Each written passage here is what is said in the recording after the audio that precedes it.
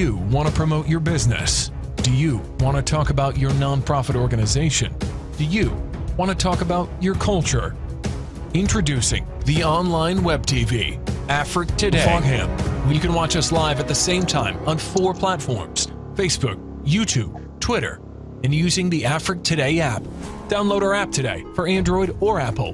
Promote your business today. For more information, go to www.afriquetoday.com. Afrique Today, the best of digital TV.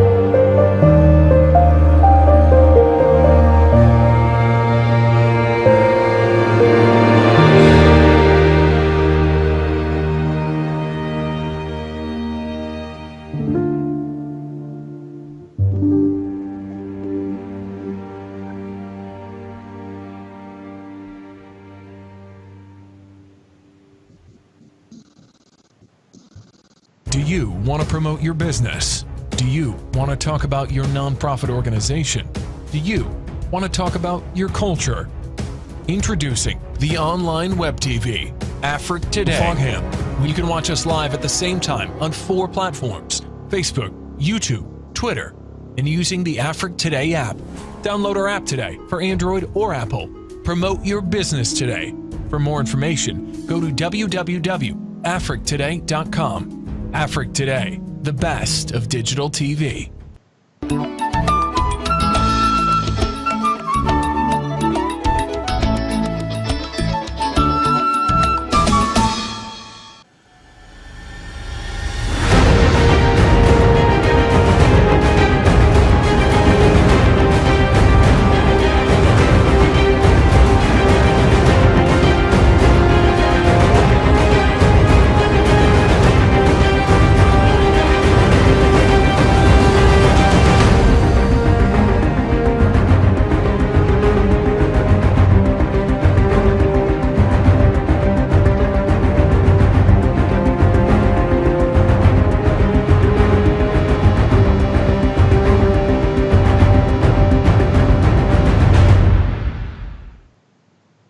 Hello and welcome to American Africans United. And we want to thank Afrique Today for allowing us to host our events every Friday. And I am so excited today. I am your host, Dr. Yvette Butler Yaboa, with my co host, The Invisible Man. And we have two wonderful, wonderful guests here today. And so today you're going to hear a little different. So you're going to hear from my co host, The Invisible Man, for the introductions. So we won't, without further ado, we're going to introduce these wonderful two guests today. And today we're going to really talk about, you know, hey, let me say it. Do we have to elect judges? Should judges be elected? So before we go into that, want my co-host to introduce our wonderful guests for today. Thank you, Dr. Butler. And again, thank the platform Afrique Today. First up, we have William H. Murphy. He prefers to be called Billy. He's an attorney and former judge in Baltimore, Maryland. He now works as a managing partner of Murphy, Falcon, and Murphy Law Firm. He is an African American civil rights firm, I guess, because that's primarily the actions that they deal with. He's also been prominent in local politics over several decades. He is a person that was born in Baltimore, comes from the Cherry Hill neighborhood, and he was on the Baltimore District Court. His father was, so that makes him a legacy, I guess, because at one time he was on the court. He attended Baltimore City Public Schools, graduating from Baltimore Polytechnic Institute in '65. He went on to go to MIT in electrical engineering, and from there he went to the University of Maryland, where he was a member of the Law Review and earned his JD in '69, and that began his career. And again, he has been especially active in advocating civil rights cases, and I'll let him get into some of that. But from what some of the background I understand, he defended the First Amendment's rights of a controversial Black Panther Party newspaper. That was the case. And then in 1980, he was elected Baltimore Circuit Court. He was elected to the Circuit Court. And he served as a judge for 2.5 years, and he resigned in 1983 to begin his what they challenged the incumbent Baltimore mayor, so he didn't win that. In his campaign, he spoke of an other Baltimore. To make a long story short, since '86, he has been partnering with his longtime collaborator, Richard Falcon, and they work together in Murphy, Falcon, and Murphy, and he is the senior partner. So, welcome. I guess you said call you Billy, but with all of the titles in your background, I kind of feel, but if you want to be called Billy, I call you Mr. Murphy. How's Well, that? to be frank, you can call me anything but late for supper. Yes, sir. On the other hand, our other guest, oh, I forgot to mention the several high profile cases, but I'll let you speak to that if you care to. And on the other hand, the other guest, we have appellate judge Nathan R. House Jr., and he received his undergraduate law degree from Loyola in Chicago. He's been in private practice for 22 years before becoming a judge, and he's represented clients before the Illinois Circuit Court, the Illinois Appellate Court, the Illinois Supreme Court, the Federal District Court, and the Seventh Circuit Court of Appeals. And in November of 1998, Justice House was elected to a 6-year term to the office of judge of the Circuit Court of Cook County. And in 2004, he was retained by the voters of Cook County for another 6-year term. And again, in 2009, he was assigned to serve as an appellate court justice for the Illinois Appellate Court First District by Illinois Supreme Court. In 2012, Justice House was elected as a justice of the Illinois Appellate Court First District, where he currently serves. And one of his most influential mentors was Justice R. Eugene Pinkham. And Judge House was a member of the team of attorneys assembled by Judge Pinkham that represented numerous members of the African American housing community. And Judge House was also a lead attorney for the Harold Washington Party, which was a new political party. I'm sure those who are familiar with Chicago history and American history remember the great Harold Washington. 1992, he was part of a team representing voters, and Justice Howe is a former board member of Project LEAP. And in 1996, he received the William R. Ming Award for the Cook County from the Cook County Bar Association. And moving on up to 2017, he was a recipient of the Chicago Bar Association most prestigious award, the John Paul Stevens Award, which recognized lawyers and judges who have demonstrated outstanding character and commitment to community throughout their careers. And I'm sure I can say that for both of you attorneys. One is currently a judge, one was a judge, and that does the introduction. Thank Well, you. thank you so much. And let me tell you, I'll tell you, we have these are some heavy hitters today, and I want to thank both my guests for being on with us today. And we're going to get right into it. First, I want you to tell me a little about yourself and how did you become a judge? And let's start with Judge. I'll say Billy. I said former Judge Murphy. Let's start with you now. Can you tell us a little bit more about yourself and tell some of those high-profile cases that you also worked on, and how did you become a judge? I became a judge because I got sick and tired of white governor after white governor selecting white men and no women or blacks.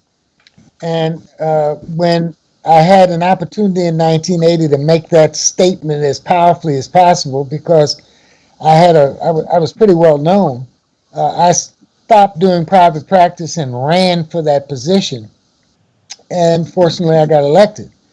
And I thought that I could win the mayor's race, and because I got so many votes for the judiciary election, but boy, was I wrong. I got wiped out by a guy who was the most popular mayor in the history of Maryland, and he became the governor, and he beat a very popular attorney general. So much for my political acumen.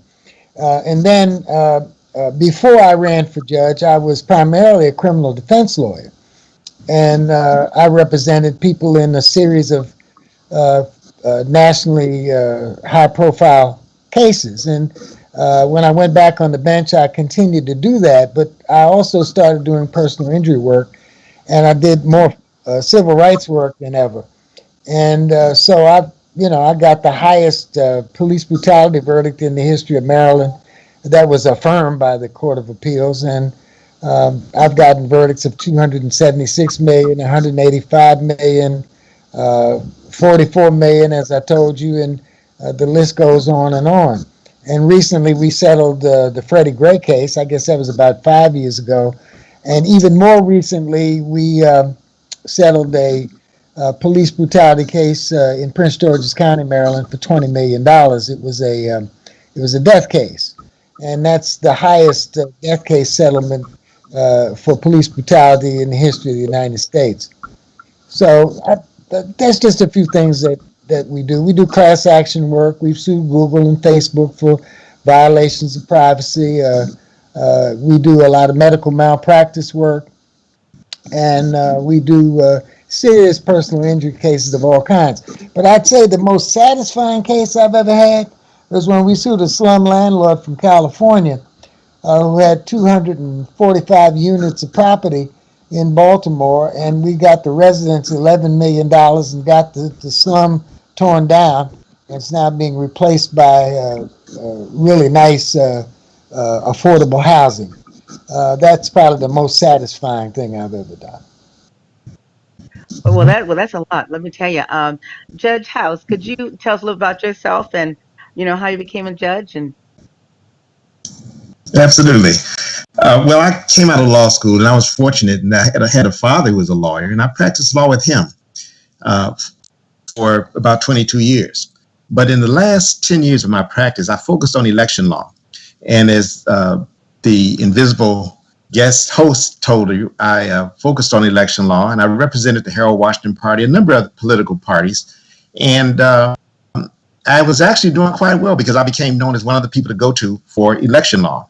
And that was before Bush versus Gore in 2000. You remember they had the big to-do, and election law became a real big popular kind of thing. But before then, not many people knew about it, but that was one of my focuses. And I represented the Harold Washington Party when the Democratic Party tried to throw their candidates off the ballot. I represented a number of African-American candidates. And that's what I wanted to do. When you had to call, there were a number of times when people couldn't pay us to represent them. But for example, in the 1992 remap case, where they reapportioned the city council after every 10 years, and we represented the African American plaintiffs to get the city remap so that our political influence would not be diminished. The African American community's influence would not be diminished. And, after that, as I said, I was pretty much on cruise control. I was not intending to be a judge. But because I was focused on election law, in 1997, I was chair of the Chicago Bar Election Law Committee. I gave a seminar along with other individuals, and I got some clients. And one client was an African-American man. He said he wanted to be a judge. So he came to me, and we sat down and talked, and I looked at his paperwork and made sure, gave him advice on how to proceed. And on the way out, he said, House, I've been a state's attorney for a number of years. I've got 40 jury trials, which is a lot of experience. Yeah. And he said, but I don't know any politicians. Can you help me? And of course, through my work, I did know some. And I called William Beavers, who at the time was the vice chair of the Democratic Party for Chicago. And I said, I have a client. He wants to run for judge. He said he's looking for somebody. So I sent the client out to Beavers, and he interviewed him. The next day, Beavers called me and said, House, he said, that guy you sent out there, we checked him out. His coworkers hate him. His supervisor hates him. We don't think his wife likes him much because he got a divorce pending. And I said, well, I'm sorry, I'm just trying to help somebody. And he said, well, have you ever thought about running for judge? And I said, not really. He said, well, listen, we're looking for somebody. We checked you out. People like you. Would you think about running? And I did. And they slated me. The next thing you know, I won the election. And that's how I became a judge. I would like to say I focused my career and planned everything out, but that's not the way it happened. But I did prepare. And I always tell people, preparation, when it runs into good fortune, that's what luck is. And I had prepared myself by learning the law, as Judge Murphy said, get known. And I was, I made the newspaper a few times with the cases. People didn't know about it. I didn't make any money off those cases, but I was doing them because I felt a commitment. And by being known, and that's what helped. And I always tell people something else too. He said, I could have just represented my client who came to see me, but I went a little extra to try to help him win by introducing him to politicians, which is not really within the legal scope. But if I had not tried to go out of my way to help him, I probably would not have gotten that call to run. And I tell people, when you have an opportunity to help someone, do so, because you may not get an immediate reward, but eventually that help is going to come back to you some kind of way. And that's what I try to follow through on. And that's how I became a judge. And I sat at the circuit court for 11 years, and then I had an opportunity to go to the appellate court, and that's where I sit. And I was elected in 2012 to a 10-year term. And that's my story. Great. Now, am I to assume that both the two of you were elected and there were sitting judges already there, or were you appointed?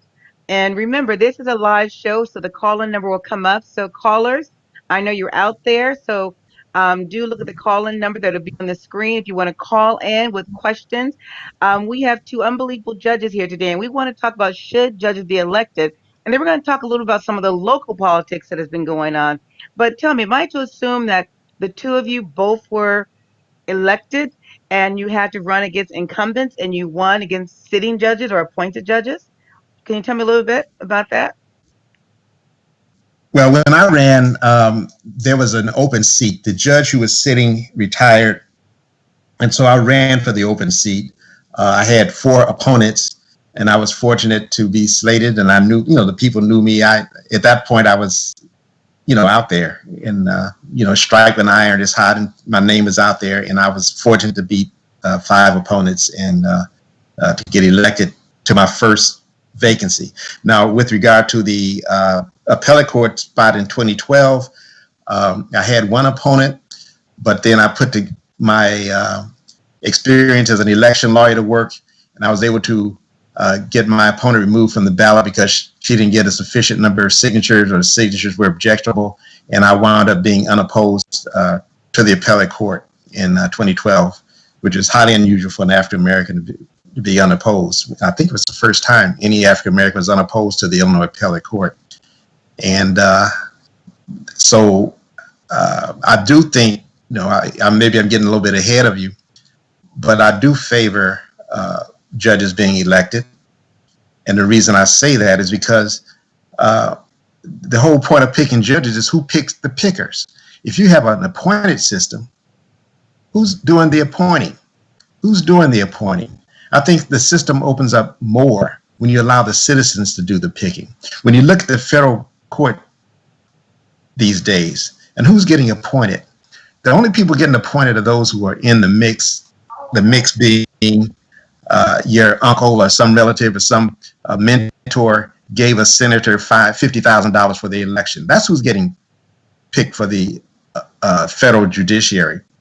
But for our state courts, I think that it's a good thing that the judges are elected, because it allows anyone who can satisfy the objective qualifications to run. And I think it allows for diversity on the bench. And I think diversity is important. In many cases, for example, you have cases and you're going to have A saying red and B saying green. A judge sits there and decides who's telling the truth. But the judge has to bring with him or her a perspective.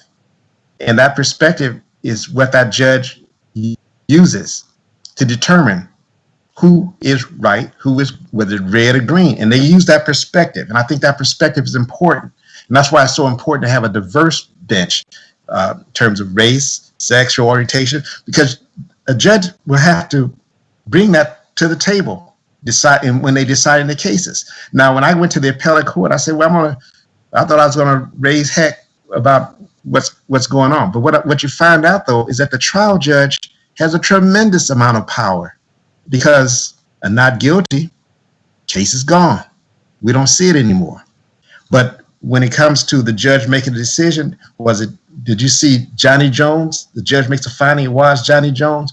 We can't reverse that decision because we disagree with what the judge says.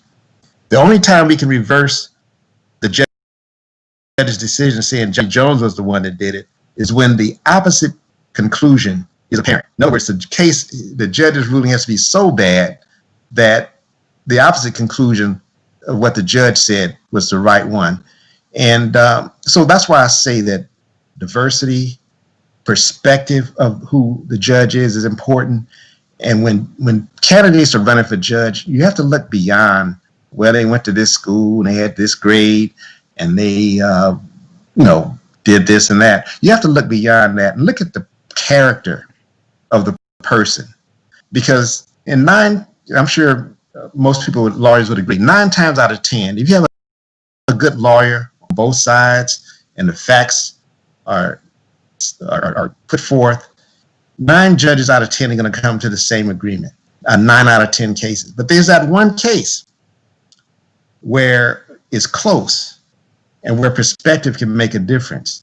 And so I always advocate, look at the perspective, look beyond the academic qualification, and look at the person when you're looking at who's going to be a judge.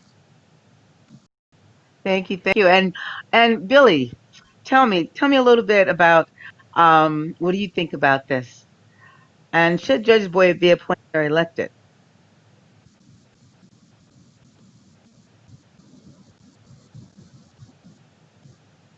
Are we there? Do we have you? Have we lost you?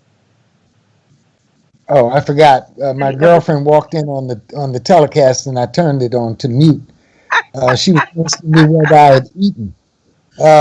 So you saw my mouth moving. So let me fill in the words. I came from a family where my father was so interested in making sure that we served our community that he moved us into the projects, even though he had come from a prominent family. And of course, that caused an outrage until the wisdom of what he did became apparent. And so I grew up in the poorest neighborhood in Baltimore and loved every second of it. All of my friends growing up were poor. I had almost no middle class friends. I couldn't even join Jack and Jill. That's how insular my experience was in this poor community. And so we were forced to do community organization, myself and all of my brothers and sisters, from the earliest age we could do it. I was told I had to sell newspapers, and so I did. And so I got to know hundreds of people in my community on an intimate basis, and I became familiar with so many others. There's 15,000 units in this project, one of the largest in the United States. And so when we moved into the projects, we moved into the poorest neighborhood in the entire state. But there was no downside to that, none whatsoever. So I went from that neighborhood to the Massachusetts Institute of Technology. And what I took with me was an intimate knowledge of the poorest black people in the country and the pathology that arose out of that poverty. Because my father would explain everything to me. He graduated from Oberlin College in 1939 and went to the University of Maryland School of Law on a court order created by Thurgood Marshall. And he went to World War II, and he came back in 1947 and started our firm. And I got a chance to practice with him, not for 11 years, which was unfortunate, for 1 year. Because in 1970, my first year of practice, he ran for judge and won and beat an incumbent. And he served for 34 years. And so my entire professional life was spent while he was a judge. Now, ironically, when I did the same thing in 1980, I had a chance to reverse him. You know, payback is always, good thing between father and son.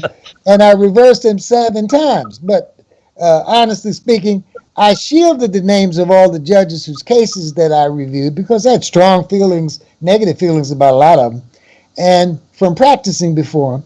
And so I didn't know I was reversing my father in any of these occasions, except when the clerk turned around and said, "That was your dad you just reversed." But we had a lot of fun doing that. And we sat on the bench at the same time and literally sat in court on a case or two jointly because of our administrative judge, which was a tremendous amount of fun. So that's how I became a judge. And look, we have a system in Maryland where you are elected to a 15-year term after you have served from the time of your appointment to the next congressional election. And the sitting judge principle is exalted in the white community and among people who are establishment players because they say this is how you get the most qualified people. They go through a very serious appointment process and this, that, and the other. And somehow we rarely made it through that so-called fair process until we elected a black man in 1968 named Joe Howard. And Joe Howard defeated a sitting judge. And it was the first time a black person had ever run in a challenge election and won it.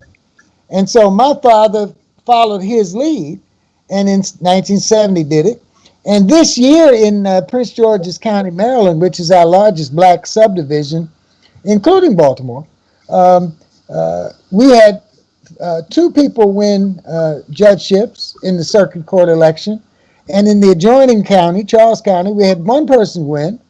And in another county, I forget which one it was, we had another person win. So we beat 4 incumbents this year, which is a record for the black community. And at the same time, the white establishment, including the predominantly white judiciary, is against continuing that.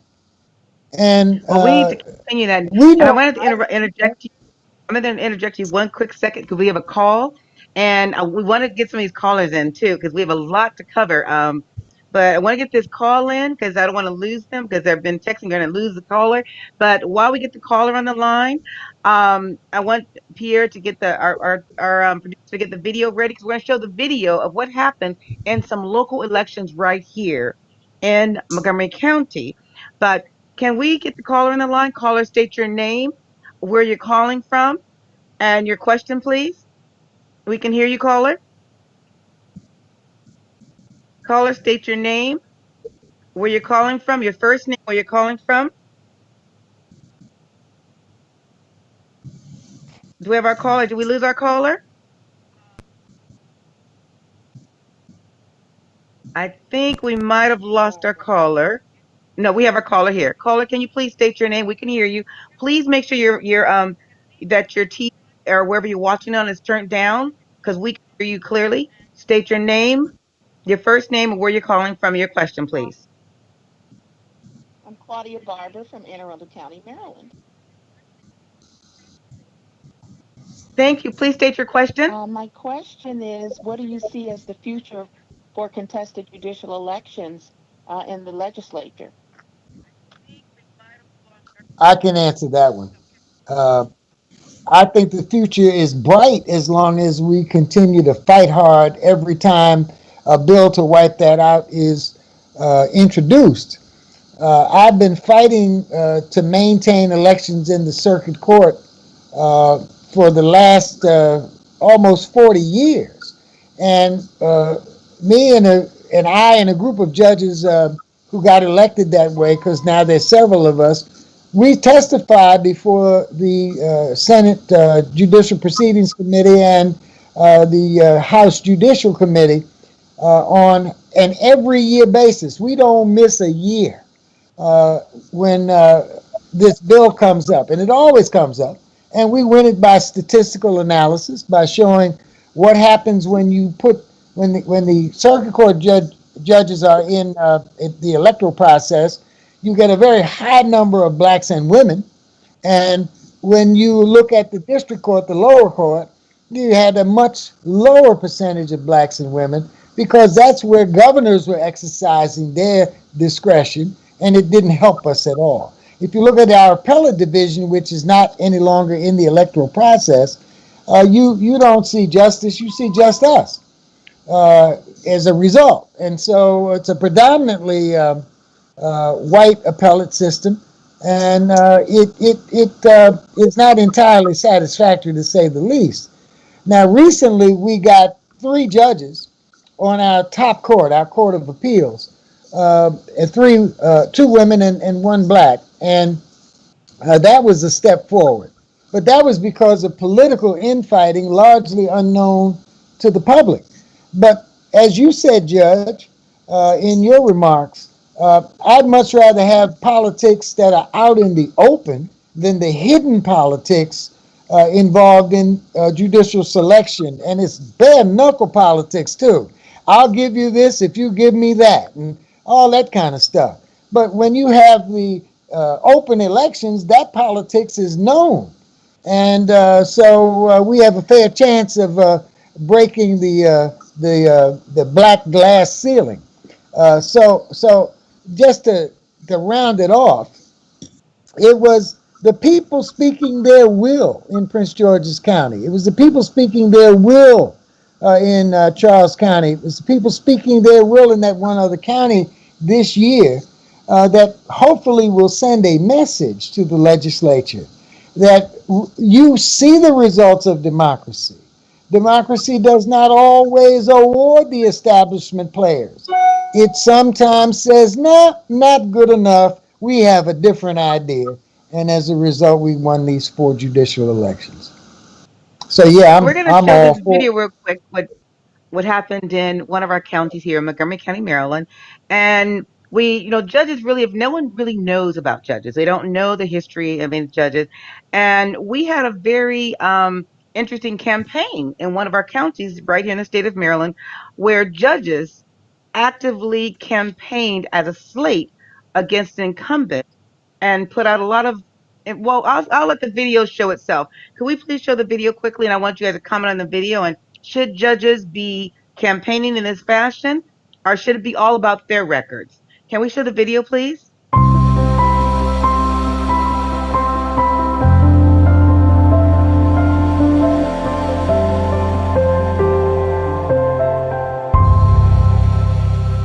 Claims to be a legal expert with a practice in criminal law. That's just not true. She's never tried a criminal case in circuit court. Pierre was detained by the sheriff's office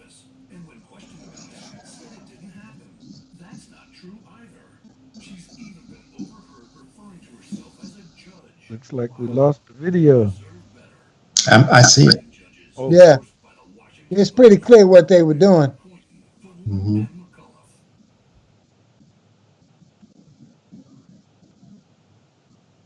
You see that video. Now it was a quick clipping. We didn't get the first part of it because we couldn't find a lot of it on. We couldn't. We found a video record of a video online, and these judges who are sitting now, sitting judges, were defaming and telling untruths about someone who's highly qualified to become a judge. So, looking at that negative campaigning against another opponent, what are some of your comments on this? Because judges have never really campaigned in this form of fashion, and slating like this was very interesting. And for us here, for the folks in Montgomery County. Can you guys give a little feedback on just the clipping that you saw, and what are your thoughts about that? Well, defamation is always a bad thing if that's what it was. Now, truth is always a defense to a charge of defamation. And without knowing whether what they said was true, uh, I can't say whether it was unfair campaigning or not.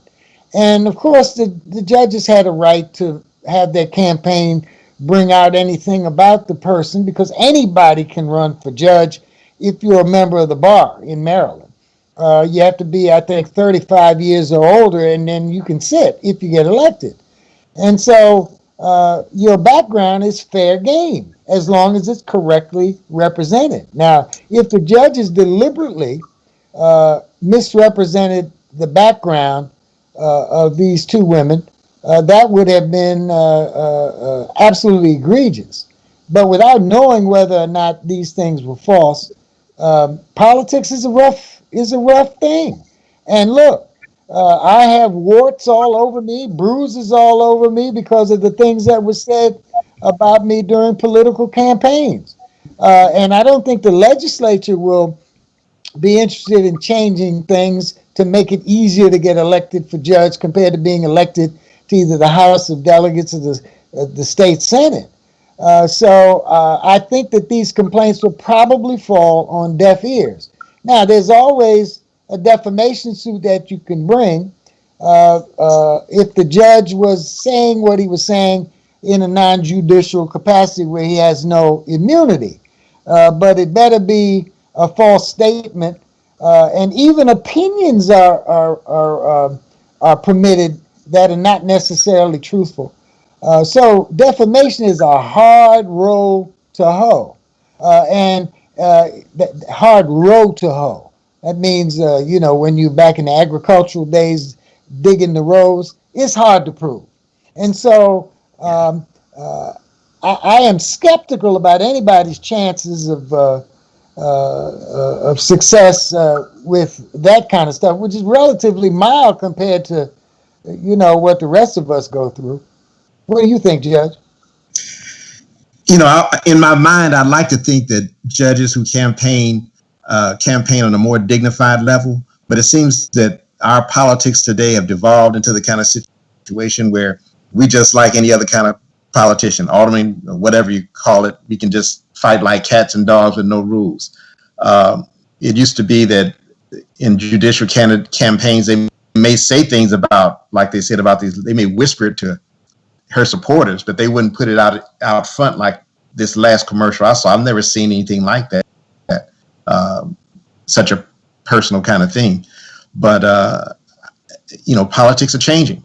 But I do think that people should comply with the rules. Now our Illinois rules provide that if someone makes a false statement, not only is there a defamation suit, but if it's a lawyer running for judge who makes a false statement about an opponent, then they can be disciplined by the state authorities for making a false statement.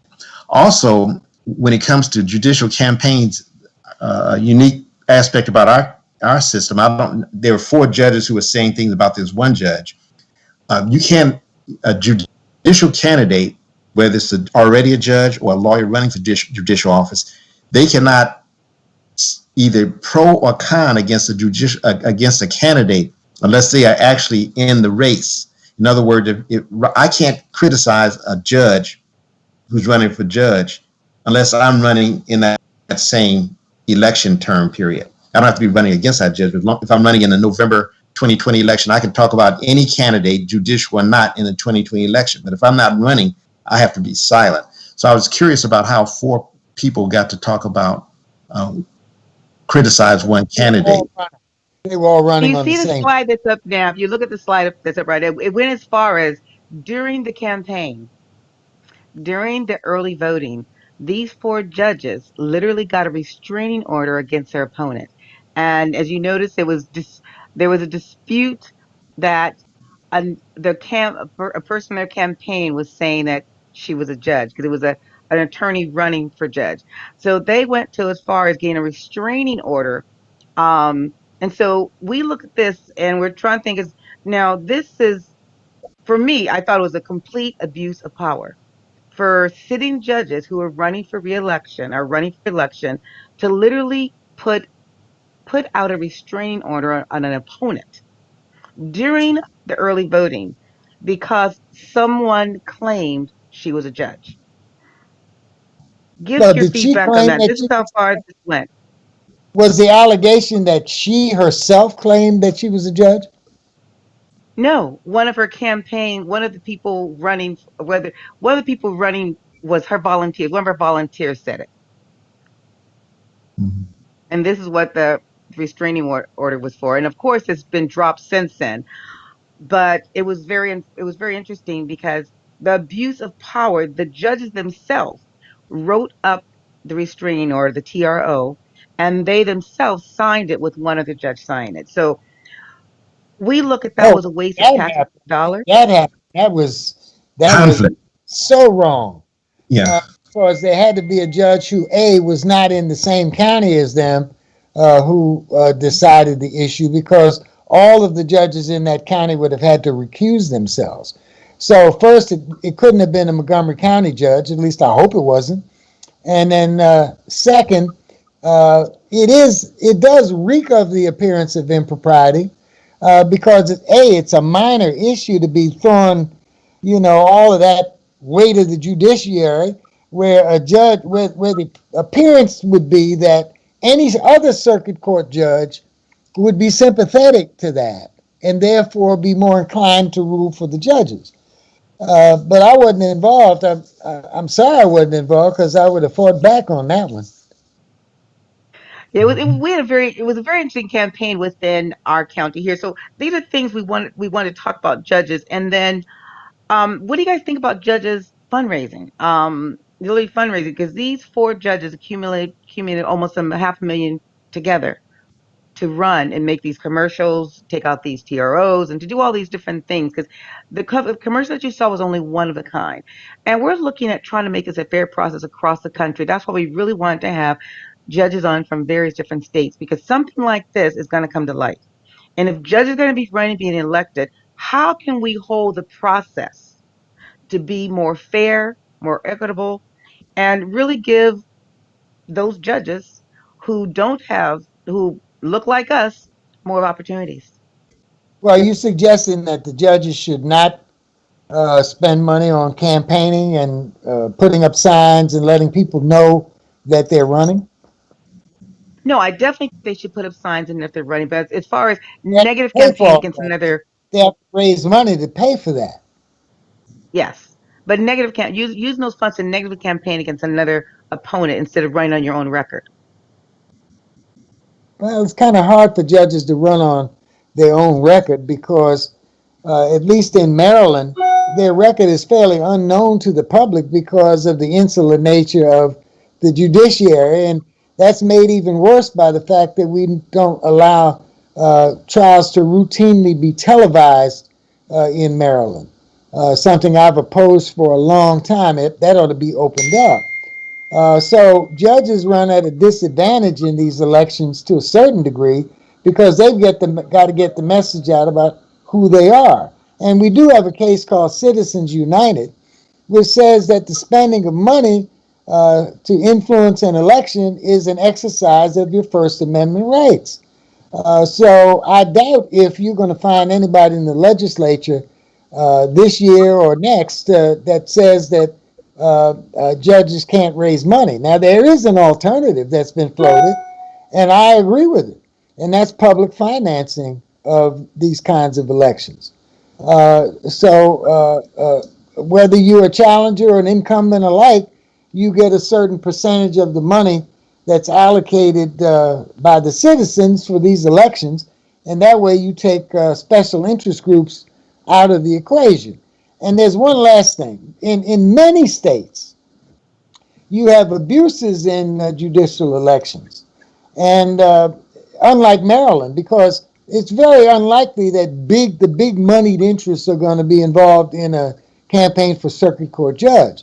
But if you look at election politics in many other states where judges have to run for the appellate courts, at least the highest level appellate court, because you don't see it in the intermediate appellate courts, corporations just spend tons of money electing right-wing judges to the courts. And so I think the cure has to fit the disease. And in this particular situation, all the parties had the right to raise money. And in some elections, the challengers raised more money than the Circuit Court Judges Committee able to raise. And if you have a wealthy challenger, he's going to self-fund. And so it depends largely on the circumstances about whether money even works. Now, if you look at Prince George's County, Ms. Adamuli, April Adamuli, and I'm fracturing her last name. I apologize, April. Ran with a $25,000 campaign fund and still won handily over judges that were spending hundreds of thousands of dollars on the campaign. So money doesn't always buy you love. You see that in Great, politics. great. We have another caller online. So let's take this call, and then Judge House, do you have something to chime in around for this caller? Caller, please state your name, where you're calling from, your first name, and make sure you turn down your whatever you're watching it on so that you don't hear your feedback. Caller, please state your name and where you're calling from, your question. Okay. My name is Monique Jenkins, and I'm calling from California. Can you explain to me the difference between the circuit court and the appellate court? The circuit court is the top level trial court in the judicial system. And the appellate courts review what the circuit court judges do to determine if they made what we call prejudicial error that could have affected the outcome of the trial. And that's the function that basically in criminal cases of what the appellate courts do. And in civil cases, it's very similar. They're looking for error made by a judge on a question of law, because juries are responsible for determining who to believe when there's a jury trial. And judges are responsible for making sure that their conduct and the jury's conduct meets the requirements of law. So when that doesn't happen, the appellate level kicks in. Now, most states have two appellate levels. They have an intermediate appellate court, and then they have the high court of the state. And some cases go even beyond that to the Supreme Court of the United States if there's a federal constitutional question or a question of federal law. So that basically describes the appellate process. Now, below the circuit court, you have what's called the district courts in Maryland. And then what's the name of them in your state, Judge? Well, they call it the Circuit Court of Cook County. And so it's the Circuit Court, then the Appellate Court, then the Supreme. Okay, we have 4 levels in Maryland, but and that mirrors what many states have, and some states have exactly what goes on in Illinois. But it's a state-by-state kind of thing. But what's unanimous among the states is that the appellate courts review judges' decisions to determine whether they have erroneously made conclusions of law. And those conclusions of law can be reversed by appellate courts for a new trial, etc. Right. And what we do basically, as Mr. Murphy said, is we look to see whether or not an error was made that was so prejudicial that it caused the wrong side to win. There is no such thing as a perfect trial. Mistakes are made in every case. But we look to see whether or not a mistake was made that was so serious that the wrong party won. And if that happens, we can reverse the case. That means make the losing party the winning party, or we can remand it for a new trial and tell the judge, don't make that same mistake again. And that's basically what we do. And it's a little bit different than, everyone's seen Perry Mason, seen TV, and know what the trial court is like, where you have witnesses and they get sworn in. But you also have, in those cases, have seen court reporters taking down testimony. And that's what we get on the appellate court. We don't have witnesses. What we have is just the transcript. That's the transcript of a typewritten verbatim procedure about what took place in court. We read those transcripts. We read the briefs that the attorneys write. Those are the arguments, and we decide whether or not a mistake was made. So the trial court is where the first instance, where the evidence is put in and the judge or jury makes a decision, and the losing party can appeal to the intermediate appellate court in Illinois. And if they don't like that outcome, they have a right to ask for leave to appeal to the Supreme Court. So the Supreme Court didn't have to take every case, but that's how it's set up in Illinois.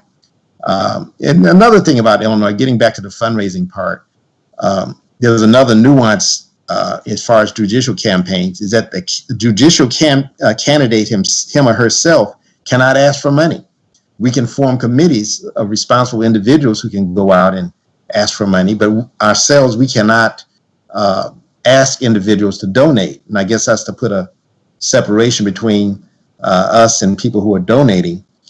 We can, tiptoe around it by asking lawyers, and that's what we do. Would you be on my campaign committee? And that's almost the same thing. But in other words, you ask lawyers to would you join the campaign committee? And then you have the lawyers go around asking donors. But, it's kind of a touchy thing. I ran recently, and, it's kind of, it's everyone knows it's a fiction. Okay, put it that way. But we all respect that fiction, that we don't know who's giving us money. But we have to respect that fiction. But that's part of running for office. You have to be able to put your message out. You have to be able to do the things that needed to be done. Commercials, putting out literature, and on election day field groundwork. You got to have people standing outside the polling places. Actually, they got a whole bunch of offices: president, governor, state rep. Most times they don't know anything about the judges. So you have to have someone there handing out literature, letting people know as they walk in, vote for this judge, and that's how it works in Cook County. And that's how it works in Both politics. that. Yeah. Well, I want to switch gears now. 'Cause I want to really talk about what judges can do. So, as we know, there's an over-incarceration of Afro-descendants in America, and this is truly an epidemic. Could you tell us why, and what can a judge do to change some of this? Because me being an African American woman, a Black woman, ADOS, I see too many of my Black and brown babies being continually locked up, given longer sentences, and not truly having the fair opportunities in court. What can judges do to help change this, and why is this a problem right now?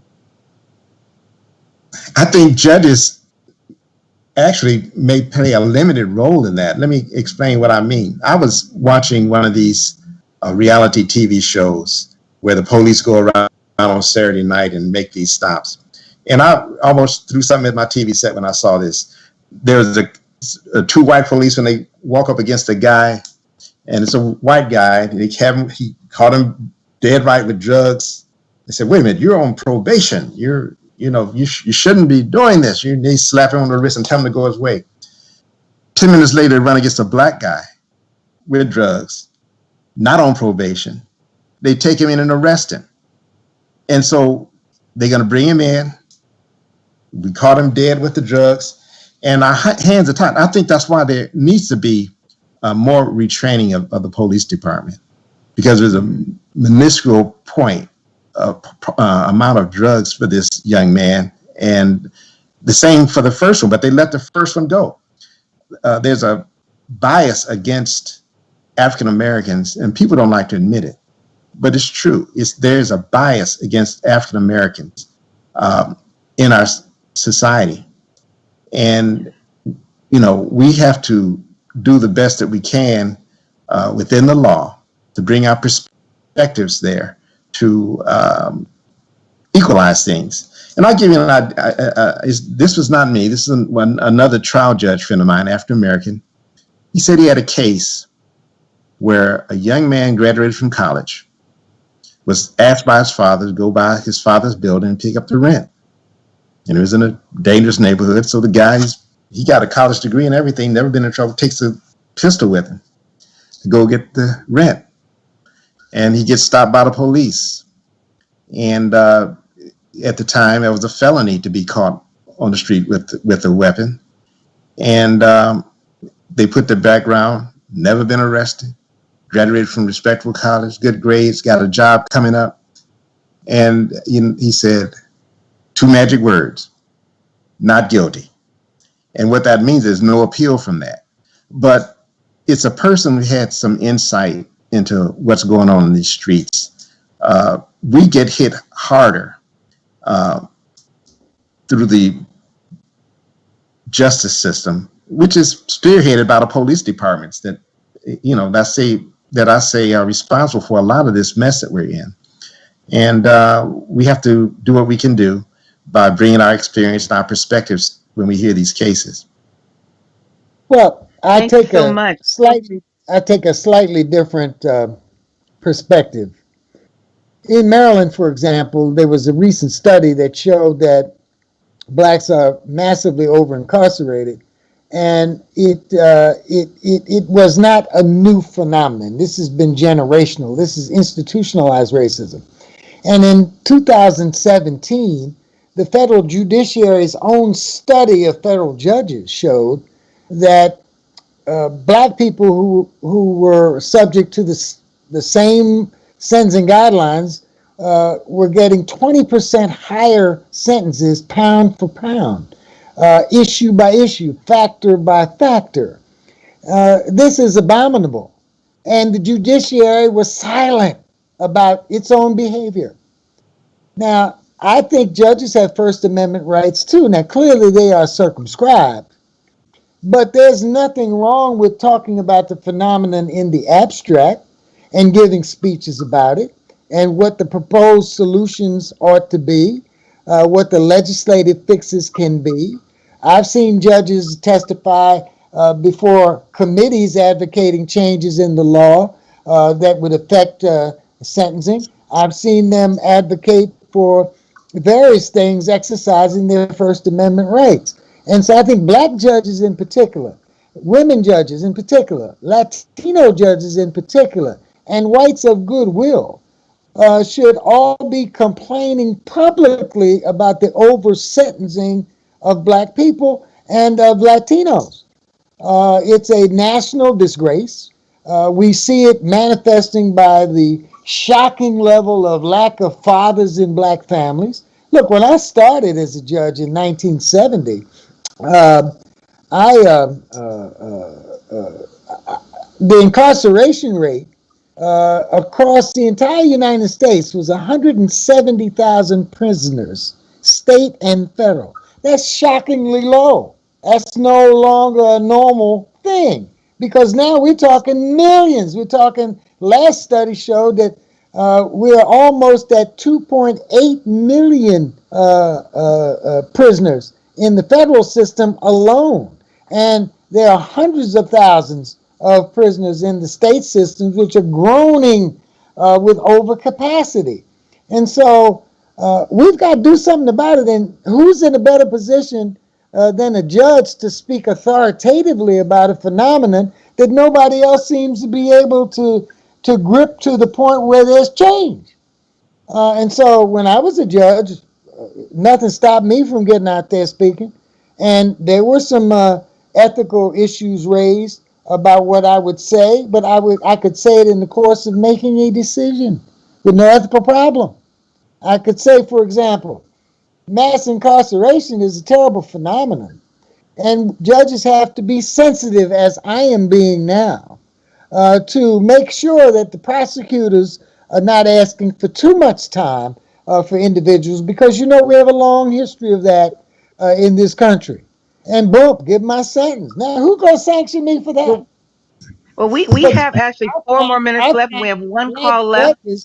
let me make this one last point. Yeah. I find that black judges are too afraid. Now, there's another route you can go. Black judges have organizations where they talk about the issues that we all, as black judges, have in common and what's in the best interest of the black community. How should we react to this proposed legal reform, this, that, and the other? Well, they're not going to lock everybody up who speaks out in one voice. They're not going to discipline the entire black judiciary. If you guys would get together and speak with one voice about one of the major common problems we have, not only as judges, but as human beings. It's a human rights issue. It's not just a civil rights issue. And so I think there's a level of cowardice among many black judges because they're much too quiet about the problems that affect us all. Much too quiet. Thank you. Thank you. So we're going to try to get this last caller on, and then we're going to wrap it up. And this has been we didn't even get to our commercial break, and so sorry about that. But caller, I am so sorry. Could you please state your name quickly, your question quickly, and then we're going to give our panelists last time to say it, round it off, and then we're going to say thank you. Can you call it your name and your question? Caller, your name and your question?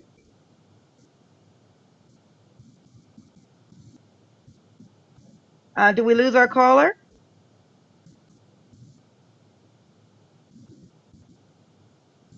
I guess we must have lost. We must have lost our caller. But I want to give both of you. This has been an interesting hour, and I want to know, would it be possible to get you back on the show again before you say your last comments in closing? Because we really didn't get to talk about everything we'd like to talk about. We'd like to talk about some more of the issues of the mass incarceration and what people can do to move us forward, especially since we have a new, I said, leadership coming in pretty soon, and I want you guys to both weigh in on some of those things and what and if there will be any changes in the criminal justice reform in the criminal justice Look, system at this with time. my remarks, So I'd be glad to come back because I think we have a duty to inform the public about these kinds of things. So, I'll be yeah, happy. yes.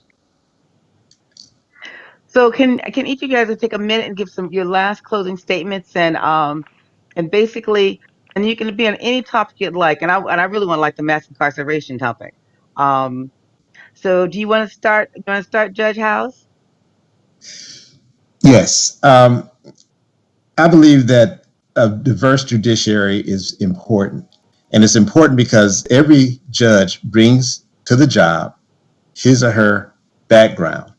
And the more diverse the judiciary is, the less oppressive, historically oppressive situations that you're going to find. I remember when I first started practicing law, they would ask me sometimes, "Are you the defendant? Go sit in line over there." I said, I'm the lawyer. There's a lot of things that have happened since then to open things up, and it's done primarily because there are more African Americans and minorities on the bench. Life is better. I think election judges is the thing that made the difference. I think Murphy is right. Us sitting judges are reluctant to go out and criticize openly although we talk about it among ourselves. We talk about the certain judges who are killers or who really over-sentence African Americans. And I write my opinions, and I often have remanded it for resentencing, sometimes occasionally before a different judge when it was called for. But I think blacks on the judiciary is important. The elective process facilitates that. Well, Thank you. we got the caller back.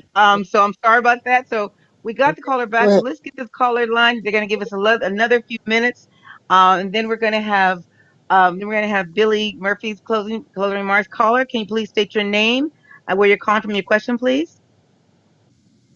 Okay. Hi, my name is Monique Jenkins from Fairfield, California. What are your thoughts about encouraging more black people to serve on juries? Because growing up, we as black people were told that it was negative to Dr. serve Butler. on juries. And having black people serve on juries would that help decrease the conviction rate of our black boys and young men? I can't hear. I can't either. Here. You couldn't hear. Oh, I'm Doc- sorry. The caller oh, wanted to know, basically, how should we encourage more Black people to serve on juries? Because in the African American community, that we've been told, really, it was more negative to serve on a jury. So the question is, should we encourage more Black people to serve in the jury, and would that lead to a better outcome for our young Black men and women who have been overly incarcerated in the criminal justice system? Well, encouraging black people to serve on a jury is there's little difference between that and encouraging black people to register to vote. And of course, we should encourage that. Now, we have to be careful not to give anybody who opposes that increase or thinks that we're being injudicious. We have to frame our words very carefully so that not only is the message powerful, but it is less likely that we will be fatally attacked for giving that message. I guess I'm speaking more for you than me because I'm a free man. I can go out there as a lawyer and I can say almost everything I want to say. And so, yes, I think everybody ought to get out there and encourage black people who are underserved in many ways in the process to abide by their duty to serve on juries. This is a solemn duty. And if you're not part of the solution, black folks, you're part of the problem. Thank you so much. Thank you so much. Journey, Judge House, do you have anything to comment on that, or um, I encouraging agree. people to get on the? You know, if you had a relative or yourself was being tried for an offense, you certainly want someone who has some semblance of your background on sitting on that jury, help making a decision. Because as we stated, you're going to get somebody who's going to say it was Tony, and Tony's going to say it wasn't me, and the juror is going to look at the way, the manner of testimony, how they testified, whether and be able to make a decision. And um, there was one case where they were telling me about the young man in Tennessee was being tried, and everybody was saying guilty, but this one lady said, "Look, I'm going to take a nap here. You wake me up when you're ready to go not guilty," and save that man's life. Uh, I think it's important, definitely important. You raise an issue, though. See, in the federal system, a judge can put a juror off if, in his discretion, she is not willing to deliberate conscientiously with her fellow jurors. So you got to be careful about that, ladies and gentlemen, of potential juries out here. You gotta keep talking to your fellow jurors, and you got to keep listening to them up until the time you all have reached a verdict. Don't turn off because you could get kicked off. Right. Well, Dr. Doug, first of all, I want to thank you both so much for this conversation today and this discussion. Um, I think that, you know, I think this has brought a lot of light to a lot of things, and I want to start bringing more judges and more attorneys on like this because we, as the community, need to know that there should be a fair process. People don't look at the down ballot. People don't even think about the judges. People don't know about the power that judges have. And I think that more more folks who are going out to vote, if you're going to go out to vote, make sure you look at the ballot completely, look at who you're voting for, and know about these judges. And we're hoping that we can get a judge watch going on. I'm not sure if they have one in Illinois. I know they have some nonprofits in Virginia doing judge watches because we need to know these judges' background and history and how they're actually deciding on folks of color in their court system. And if there is being fair and impartial treatment when it comes to that last judgment. Because we have seen that time and time again. Because I don't think that, some people might beg to differ with me, but I don't think our young Black men and women are doing much more crime than our other equal counterparts. And the sentencing has been very different. And as Judge Housett said, you know, the police have stopped one and maybe not the other. So on that, I want to thank I want to thank my guest today so much. Again, Billy Murphy, Judge Murphy. I like to say that too as well. Judge House, I want to thank you both. My co-host, are you there now? So I want to thank Yeah, you I for wanted being. to say that we should bring them back next week. Well, I'm not sure if they're available next week. Um, because we were going to be doing some more thing on criminal justice next week. Yes, So ma'am. not sure if our judges and our attorneys want to come back. We are going to be doing something. We're going to look at mass incarceration next week, and what is some of the solutions to mass incarceration of our young Black men and women. Because Maryland, as a state, we're in the state of Maryland right now, is the highest incarceration for emerging adults in the country. And these are some of the figures that we need to get out there. People don't know that. They don't even know what emerging adults are. And so we need to start educating our community in forums like this so that they can understand what needs to happen. And we need to be more proactive in results are and what we can do about it instead of reactionary. And I would like for us to so I'm not sure if my guest will be available next week. If you will, please let me know. Just send me a text, whatever, but we will be talking about mass incarceration and looking at solutions to mass incarceration and also looking to help with our new administration coming in. What does really defunding the police mean? And putting some real meat to that so that we can move forward, hopefully, with a new administration and be part of a solution instead of the problem. So, The once most again, I want to thank unfortunate Afrique statement Today. ever made. Yes. The most unfortunate statement ever made in my life in politics was saying defund the police, because it just gives white folks a gigantic stick to beat us over the head with. I hate to interrupt you, but I couldn't resist it.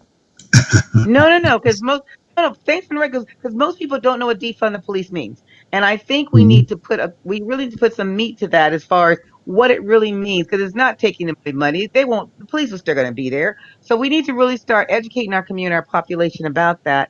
And I think 'cause that was a really bone of contention with this last election cycle, and I think we need to talk about that. And we need to help our administration coming in kind of frame the landscape of defining it, because we didn't do a good job of defining it. And people all over the whole country, the United States and everywhere else, has a misconception and a misunderstanding, and all of them have a different definition of what defund the police means, because they will always still be there, because we do need our police officers and we need our judges and we need our attorneys. And I want to thank you guys again for being on this panel today. I want to thank my guests out there for all your calls and also for watching us today. Please watch us next Friday. It's all about I says, hopefully defunding, what that really means, and seeing what we can do as far as the mass incarceration, over incarceration of our young Black men and women and our brown Black babies here in the United States. Again, I want to thank Afrique Today. I want to thank my co hosts and the judges. Thank you so much. We'll see you next week. Thank you. It was our pleasure. I think.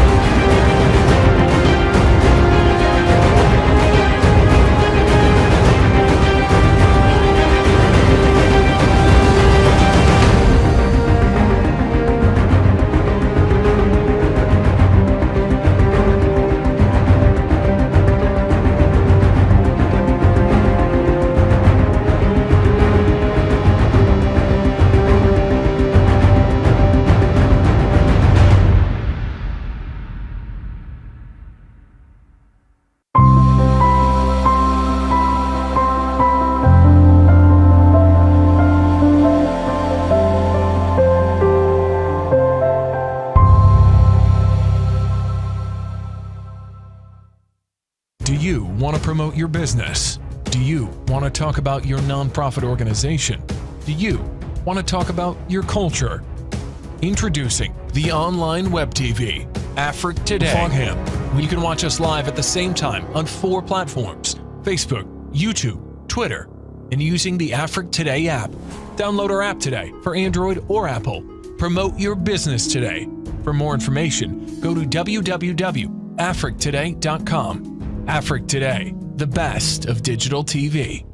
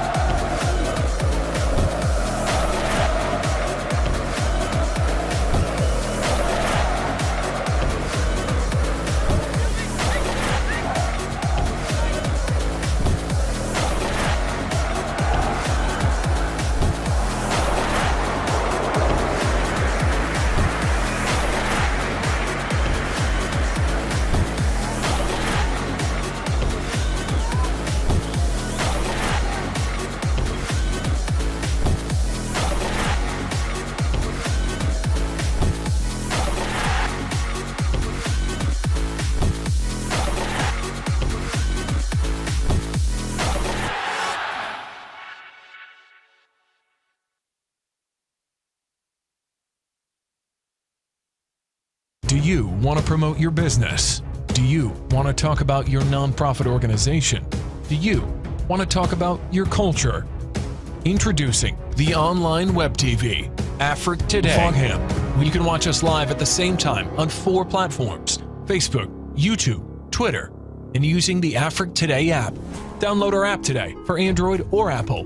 Promote your business today. For more information, go to www.afriquetoday.com. Afrique Today,